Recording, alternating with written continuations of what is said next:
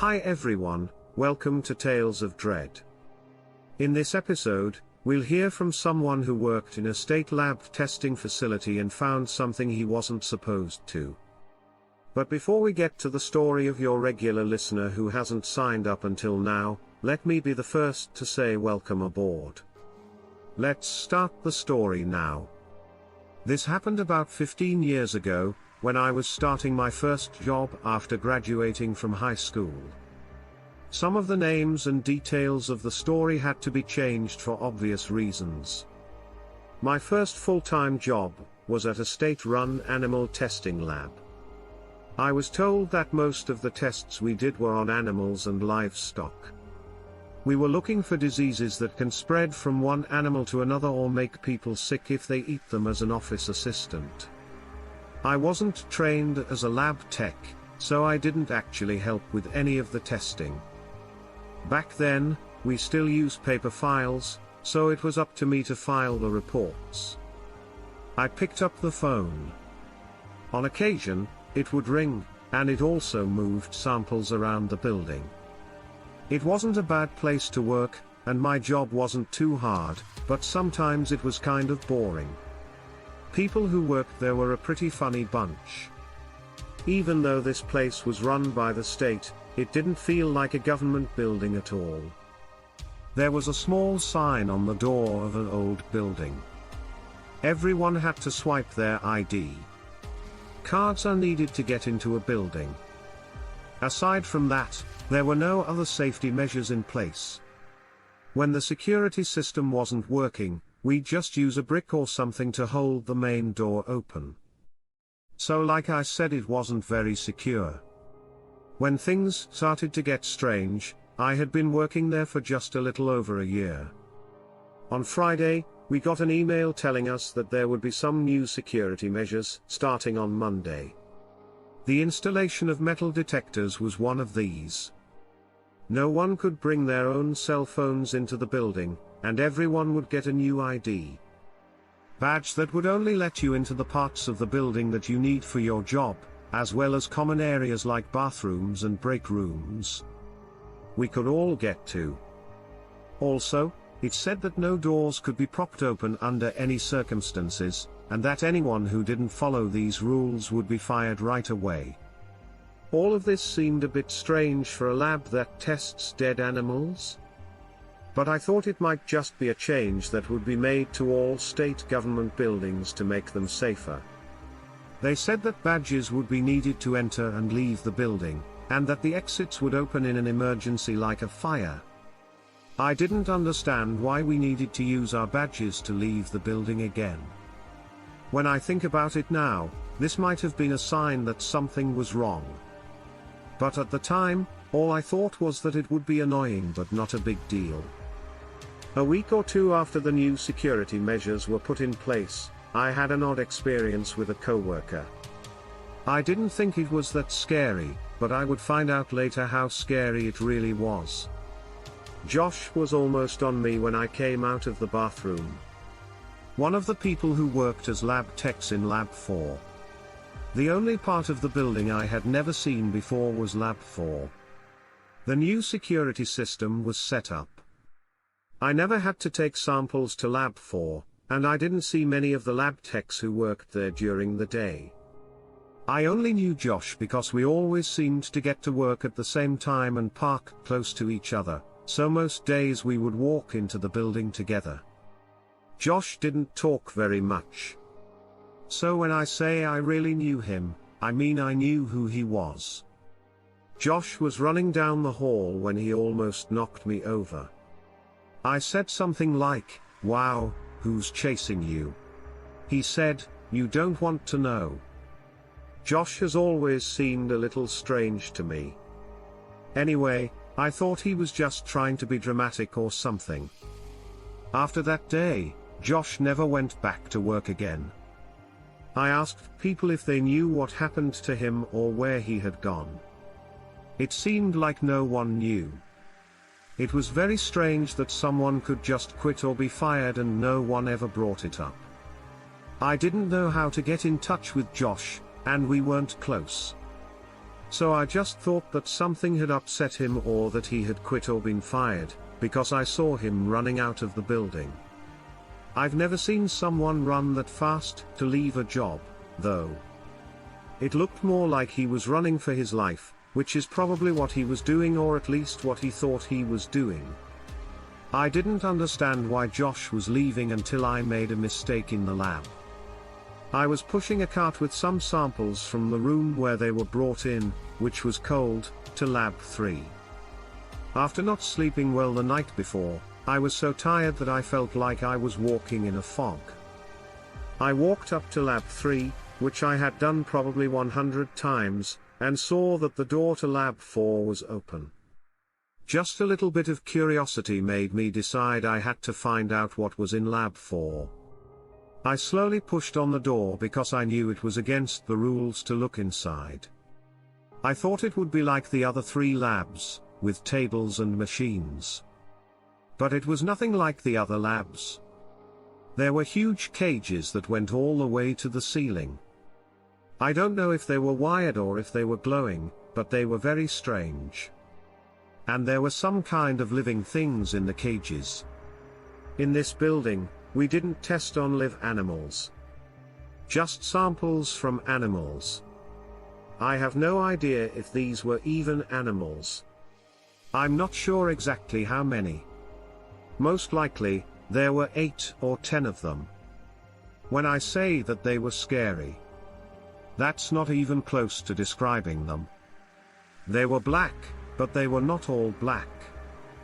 It looked more like a pattern on their skin that moved.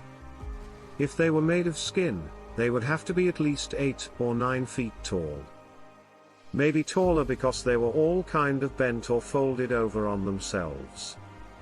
They looked like they had arms or legs sticking out of them that moved around and sometimes almost disappeared before coming back into view. They looked a bit like squid or octopus, but they also had something almost human-like about them that I can't explain. There was also a very loud, high-pitched humming sound that I think came from these things, but it might not have. I was still trying to figure out what was going on when one of the ones closest to the door turned its head toward me. As soon as it did, my head started to throb in the most painful way. It wasn't a headache or even a migraine, even though I'd had migraines before and knew how painful they were. I can't even put into words how bad it hurt. I was sure that my brain was going to fall out or be pulled out of my head, and that I was going to die. In fact, for a moment I wished I was dead so that the pain would stop the face of whatever that thing was. Her face was completely bad. There were only these thin black slits for eyes. It opened what I thought was its mouth, and something started to come out of it as if it were turning inside out. I couldn't breathe, so I fell down. I had never seen this man before, but he ran up to me, shoved me out of the way, and slammed the door shut. An alarm went off. I was grabbed right away by a security guard and taken by force straight to my boss's office. Denise, the name of my boss, didn't look at me. She just told you that it was clear you were fired right away. You might think you saw something out there, and you might want to talk about it. If I were you, I wouldn't do that. I don't mean that nothing was out there. You are obviously not feeling well because you have a high fever and have been seeing things. I won't tell your future employers about how disobedient you were. As long as I don't have a reason to do so, I'll take your name tag, and the guard will walk you to your car. That day, I don't know how I got home. Mom asked me what was wrong when I got home. I didn't have the energy to talk about it, so I didn't tell her I had been fired. I told her I didn't feel good and went to bed right away. I was asleep for more than 24 hours. My mom said that she checked on me several times to make sure I was still breathing. When I woke up, I was so confused that at first I thought I had been dreaming. Since I didn't see any of my friends on the way home from work that day, I couldn't figure out what had happened. I was curious about what was happening. I called my 2 co-workers several times that day and over the next week. They never picked up when I called, and I eventually got separate voicemails from them. Their messages were so similar that it almost sounded like they were reading instead of just talking. Basically, they both said that they hoped I was feeling better and that it was probably best that we didn't hang out anymore since we didn't work together anymore. They also asked me not to contact them again. That was so weird. We weren't just friends at work. I lost 2 of my best friends when I was fired, and I didn't know why. A few years after the event, I couldn't sleep because I couldn't stop thinking about Josh, which wasn't unusual for me after that day at the lab. I had a hard time remembering his last name. I thought he might be on Facebook or that I could find his address if he still lived in the state. When I finally did find his address, I found out he lived only 10 miles away. I decided I would go see him that weekend. I just wanted to talk to someone who might be able to help me understand what I had seen that day. So, I started driving to his house early on Saturday morning.